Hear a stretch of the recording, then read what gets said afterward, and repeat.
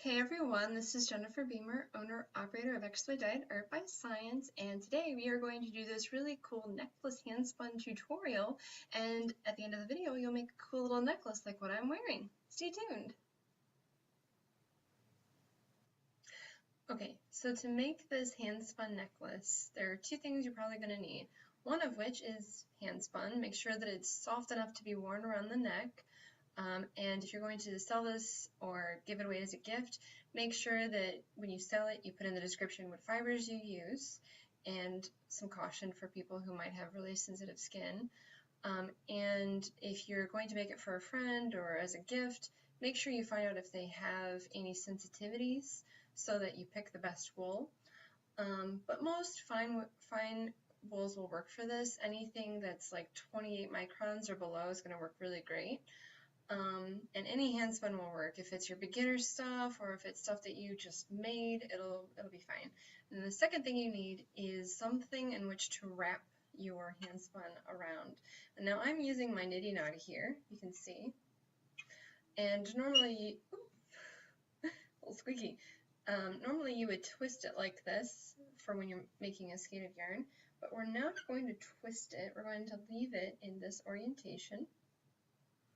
Okay, and this is the Kromsky nitty knotty, and I know that other nitty knotties will have this feature, but not all will.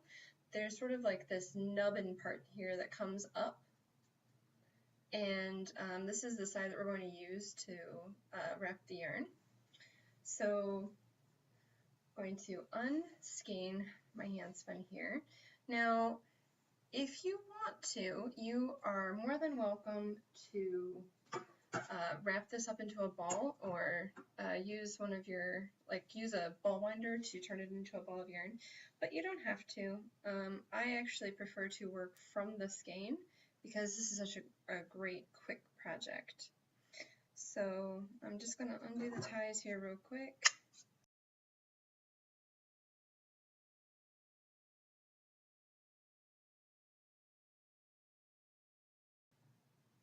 Okay, now all of the ties are off, and so I'm ready to use my yarn. Got the start of it here. What I'm going to do is just wrap it over the edge, drop it first, wrap it over the edge, and I'm going to tie it here to the base. And it doesn't have to be a really tight knot or anything, just an overhand knot will do. Alright, like so.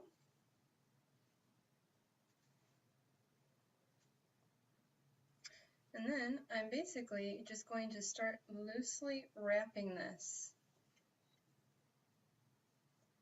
And see if I turn it this way. Alright. So I'm just very loosely wrapping this.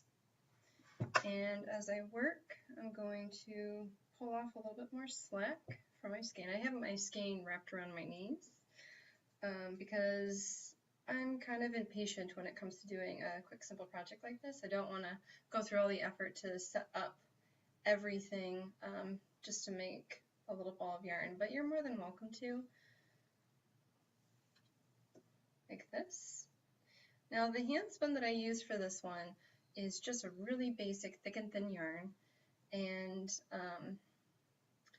it's very reflective of beginner yarn. So when you first start spinning, what's more often the case than not is your yarn will be yarn, which is the most important part, but it won't be super smooth, and that's okay.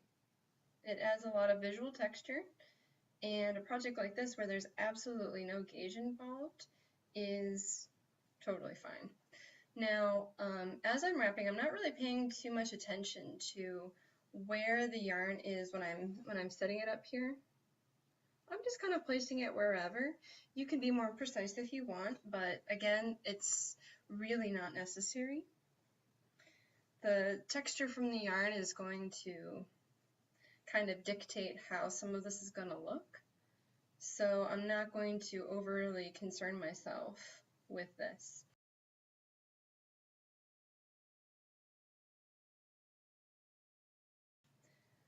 For the necklace diameter, just pick something that is going to be easily slipped over the head, because if it's too tight, you're not going to want to put it on because it's going to feel very constrictive. And if it is too tight, you may either have to rewrap the necklace, or you may need to add some sort of clasp to it, which would actually be really nice if you wanted to do something like that. But it's a little extra work, and if this is going to be a last-minute gift for somebody, then you may, unless you have all that stuff on hand and you have an extra hour, you know, it's going to prolong this particular accessory. And the great thing is, like knitting or weaving, you have to sort of block it when you're done. You have to wash it, dry it, and that sort of thing. This project, because you've already set the yarn, there's none of that involved. So it's one of those projects that gives you instant satisfaction. It's always good to have a couple of these types of projects in your arsenal, because you never know when it's going to be useful. So we're almost done here. The bat that I used was, I think, I want to say about 65 grams. So there's actually quite a lot of yarn here, but that's okay. You can actually divide this over 2 necklaces if you want. I already made 2, which are available in my Etsy shop. Maybe they'll still be there when you're watching this, I don't know. And they're a little bit smaller. I think they were, the alpaca one that I made was 22 grams, and the one that I made that was a mixture of merino, firestar, camel, and yak down, I think, that one was, I think, 35 grams.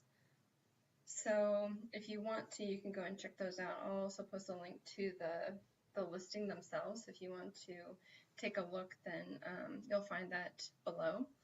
But I decided to make this with a little bit more yarn, just because I wanted something like really big and chunky. Let me cut off this end piece. When I was skeins up this handspun, I didn't have quite enough to go again through the wrap. So what I did is I just took a piece of scrap yarn and I tied it to the end so that I could finish skeining with it. Because handspun is so precious, I don't ever want to cut anything short. And I wanted to use as much of this for this project as possible, so I just tied this little extra piece to the end so that I could maximize the yardage. Now we have the end here. So this is fully skeined. You can kind of see here in the middle. So the diameter, I think, of a 2-yard nitty noddy held, laid flat, I guess, is about 32 inches, but you can add or subtract a few inches. I wouldn't go much smaller than 26 inches for most people because it's going to feel too tight around their necks. So if you want something that's going to be kind of poofy, then I would suggest do about 28 inches, and then when you wrap it, make sure that you have like a voluminous yarn. That'll give it that chunky filled out look. But yeah, don't go anything shorter than that because it will feel like you're suffocating. So what I'm going to do now is I'm going to untie this piece that I started with here, and I'm just going to wrap it around the bundle. I'm going to wrap it around this bundle here, like this, so that, oh, let me turn it this way.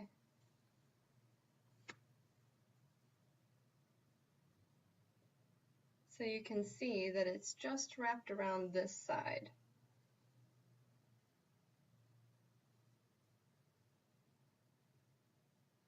It's important to do this step because if you don't check it, you might accidentally tie it to itself, and that would be really bad. So this end piece here, I'm going to just do a square knot up here in the front.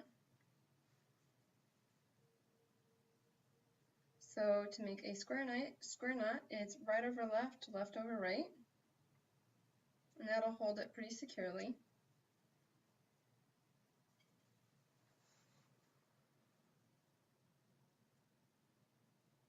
Let's see, I made the knot right here. And if I turn it here, you can see how the yarn is bundled. I'm trying to get this out of the way. So the yarn up here is bundled. Here we go. I need about 6 hands sometimes making these videos. So this front piece right here is bundled.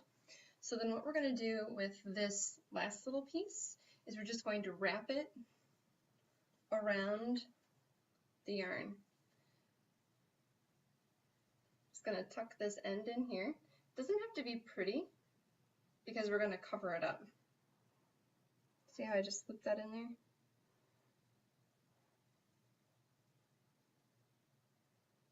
Now you can make this as tight or as loose as you want.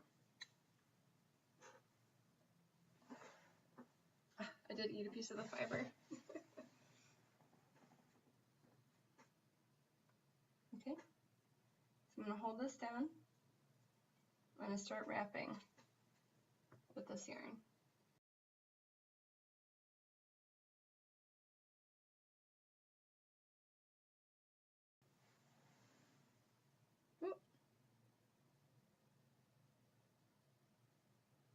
And if there's anything that you're having a hard time seeing, I'm going to post this as a photo tutorial on my blog.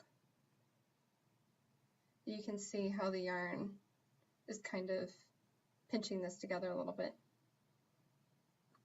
So if there's anything that you're having a hard time seeing with this video, I'm going to post a photo tutorial for this project, and I'm also going to use a different yarn because I made 3 different kinds of yarn for this project.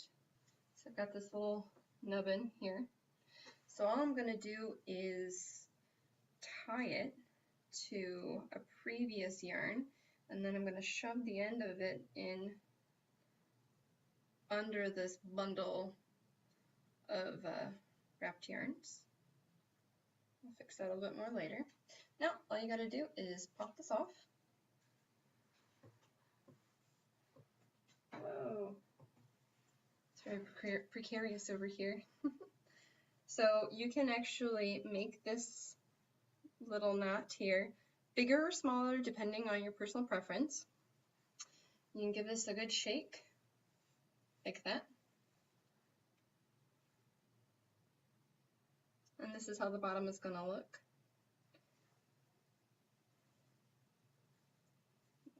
Fits right over the head, and you can see, there we go, and you can see how it's just going to hang here.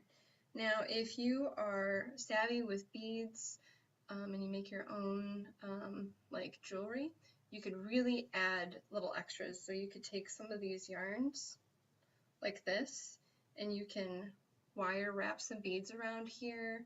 You can do something down here at the bottom with like a really cool pendant, or you can, you know, cover this in cute buttons, like actual buttons that you're repurposing for decorative reasons. You can add in other kinds of embellishments, like you can add in strands of sequins. You can put like really sparkly fibers in here, like if for another video I'm going to do, there are some like fuzzy yarns at places like Hobby Lobby or Michael's, and they're really fun and shiny, and you can incorporate a few strands of that just to give it some more visual interest. You can leave it this way, you can make 2 instead of just this big one, you can felt it slightly so that it's a little smaller, or if you have fibers that you really want to trap into it, but it's otherwise, you know, pretty simple. It's just that, and you can even embellish your knot area here, so you can wear it however you feel is, you know, more hip. I feel so old saying things like that. Anyway, so there we go. That's it. You have your own hand-spun necklace, and it took 10 minutes or so to make. So if you like this video, please give me a thumbs up and subscribe if you haven't already. Thank you to everyone who has subscribed to my channel so far. You guys really encourage me to keep doing what I'm doing, and I love that YouTube is available for me to put this out here for free, because why should this information be under a paywall? There's no good reason if you ask me. So if there's anything missed, it's going to be in the description below. And as always, thank you for watching.